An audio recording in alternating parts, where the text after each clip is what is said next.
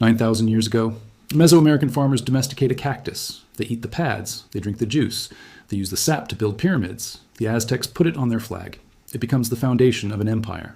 1947. The worst drought in Texas history begins. Rivers dry up. Pastures turn to dust. Cattle begin to die. One plant saves the herds, the same cactus. Ranchers burn the spines off and feed it to their livestock. It contains water. It contains protein. It keeps the animals alive for 9 years of drought. 2025, Texas A&M University publishes a guide, not on how to grow this cactus, on how to kill it. They recommend a herbicide called Surmount, 76 to 100% root kill. The same plant that saved Texas during its worst drought is now being chemically erased from the land. Meanwhile, in a federal courtroom in West Texas, 4 men are sentenced to prison for harvesting a different cactus from the same desert.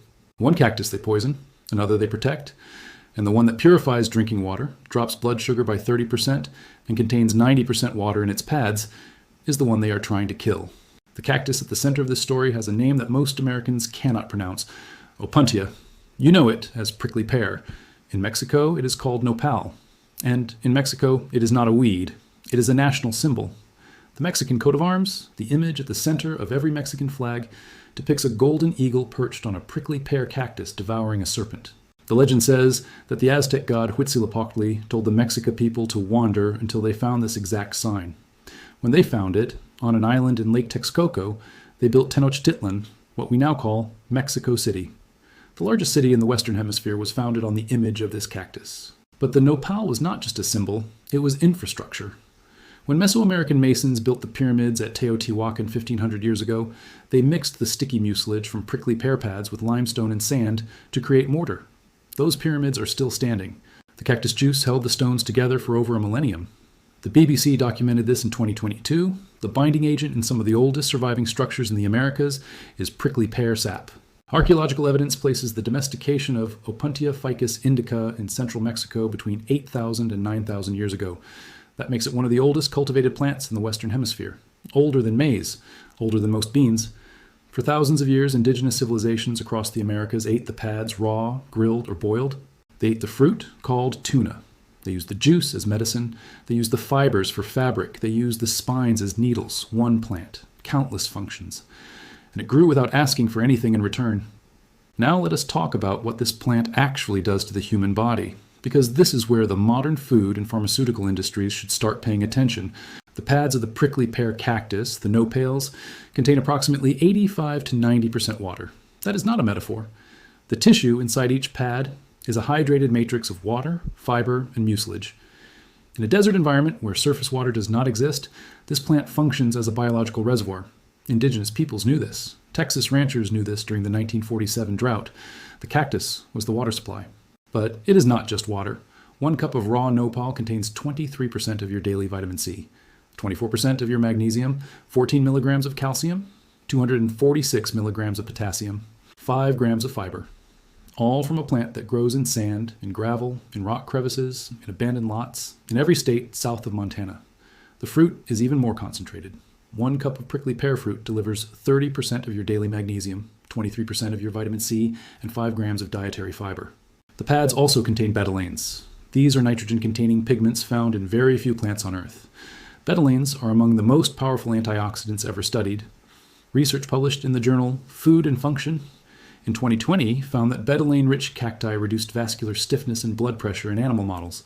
A 2024 study in the journal Nutrients confirmed their anti-inflammatory properties in humans. And then there is the blood sugar data. This is the claim that the pharmaceutical industry does not want next to a picture of a free weed. In 2016, a clinical study published in the Journal of Today's Dietitian found that adding 85 grams of nopal to a standard Mexican meal caused a 30% reduction in postprandial blood glucose. 30% after one meal. Not from a pill, not from a prescription, from a cactus pad that grows on the side of the road. The Mayo Clinic has acknowledged this data. WebMD has acknowledged it. Preliminary evidence shows that prickly pear decreases blood sugar levels in people with type 2 diabetes. The studies exist. They are published, they're peer-reviewed. Now put that number next to this one. The global diabetes drug market is worth over $100 billion a year. A plant that grows free in the desert and drops blood sugar by 30% is not a competitor. It is an existential threat. But the most extraordinary discovery about this cactus did not come from a nutrition lab. It came from an engineering department. Dr. Norma Alcantar at the University of South Florida spent years studying the mucilage inside prickly pear pads, that thick, sticky substance that indigenous peoples used as mortar and adhesive. She discovered that when you add this mucilage to contaminated water, it functions as a natural flocculant. The carbohydrate polymers in the mucilage bind to sediment, bacteria, and heavy metals through electrostatic attraction. The contaminants clump together into small clusters called flocks. They settle to the bottom. The clean water rises to the top. Her research showed that prickly pear mucilage removed 98% of bacteria from contaminated water within 15 minutes. It also removed arsenic, phosphate, and chromium. A 2013 study from her lab demonstrated that the same substance could dissolve and disperse crude oil, making it available for natural bacterial biodegradation. One cactus pad, crushed, mixed with dirty water. 15 minutes. 98% of bacteria removed. No chemicals, no electricity, no infrastructure. In communities across Latin America where clean water is a luxury, this knowledge has existed for generations. The science simply confirmed what indigenous people already knew. The cactus does not just contain water, it creates clean water. Between 1947 and 1956, Texas experienced the worst drought in its recorded history. Rivers that had flowed for centuries went dry. Reservoirs dropped to levels never seen before. The grasslands that had sustained cattle ranching for generations turned to bare earth. Cattle began dying by the thousands. Ranchers faced a choice: sell the herd at catastrophic loss or find an alternative source of water and nutrition. Many of them turned to the plant they had spent decades trying to remove from their pastures, prickly pear. The Blackwell Burner Company of San Antonio, Texas, manufactured a device called a pear burner. It was essentially a propane-powered torch designed to burn the spines off prickly pear pads so that livestock could eat them without injury. Ranchers spent hours in brutal heat, dragging propane tanks across cracked earth, torching cactus pads one by one and feeding them to their cattle.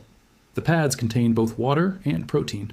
The cactus kept the herds alive, year after year, for 9 years of drought. That is the fact that should end every argument about this plant's value.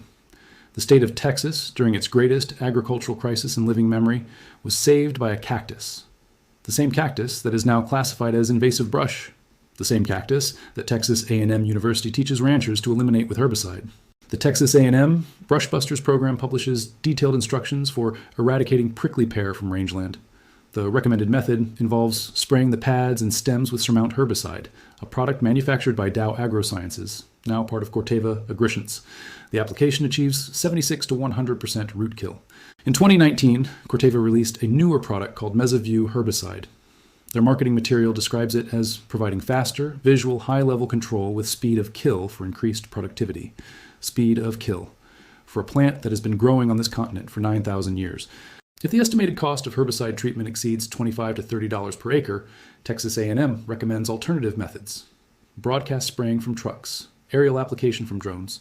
In March 2026, a company called Exag announced that its agricultural drones were being deployed by Texas ranchers to spray herbicide on invasive brush, including prickly pear. Precision application, maximum kill, minimum labor. The ranching industry views prickly pear as a competitor for grassland. The cactus takes up space where grass could grow. The grass feeds cattle. The cattle generate revenue. The math is simple if you only count one variable. But the math ignores the fact that the cactus they are killing contains 90% water, drops blood sugar by 30%, purifies contaminated drinking water, provides 23% of your daily vitamin C, and survived a 9-year drought that nearly destroyed the Texas cattle industry. And then there's the other side of this story, the cactus that is not just being killed, the one that will send you to prison. In 2012, Texas-based agents from the U.S. Fish and Wildlife Service uncovered a substantial trafficking organization in the Big Bend region of West Texas. The product was not drugs. It was not weapons. It was a cactus, Areocarpus fissuratus, the living rock cactus, a small, flat, spineless plant that grows so slowly it can take decades to reach the size of your fist. It is native only to a narrow strip of desert in West Texas and northern Mexico, nowhere else on Earth. By 2015, authorities had seized approximately 4,500 living rock cacti from the traffickers. The plants were shipped to collectors in China, Japan, Germany, and across Europe. A single living rock cactus could sell for $500 to $1,000 overseas. In 2020, the last 2 defendants pleaded guilty in a federal court in Pecos, Texas. 4 traffickers were sentenced to a combined 9 years of probation. The same state that spends millions of dollars poisoning the prickly pear also prosecutes people for picking up a rock-shaped cactus from the desert floor. One is a superfood that purifies water and lowers blood sugar. You can kill it from a drone.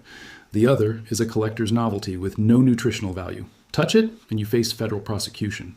And then there is peyote, Leucophora williamsi, a small, spineless cactus native to southern Texas and northern Mexico. It contains mescaline, a psychoactive alkaloid classified as Schedule Wine under federal law. Possession, harvest, sale, and transportation of peyote are illegal throughout the United States. The only exception is for enrolled members of the Native American Church, who use peyote as a sacrament in all-night healing ceremonies that predate European colonization by centuries. For thousands of years, indigenous peoples used this cactus as sacred medicine to treat pain, addiction, and spiritual distress. Research suggests that ceremonial peyote use has helped individuals recover from alcohol and other drug addictions. The plant is not synthesized in a lab. It grows in the ground. It has been growing in that ground for longer than the country that banned it has existed. 3 cacti, 1 desert. 1 is being poisoned by the millions. 1 sends you to federal prison if you pick it up. 1 is classified alongside heroin. And the one that purifies drinking water, lowers blood sugar, survived the worst drought in Texas history and fed an empire so great they put it on their flag. That is the one they spray from drones. 9,000 years ago, a farmer in the Oaxaca Valley picked a flat green pad from a thorny plant, peeled it, and ate it. That moment started a chain that built pyramids, founded cities, survived conquests, endured droughts, and is still, right now, growing through a crack in a parking lot somewhere in Texas. The University of South Florida proved it purifies water. The Mayo Clinic acknowledged it lowers blood sugar. The BBC documented that it held together pyramids for 1,500 years. Texas ranchers used it to save their cattle during a 9-year drought. And today, the state of Texas publishes guides on how to kill it with herbicide. You do not need a prescription to access this plant. You do not need a permit. You do not need a laboratory. You need a single pad.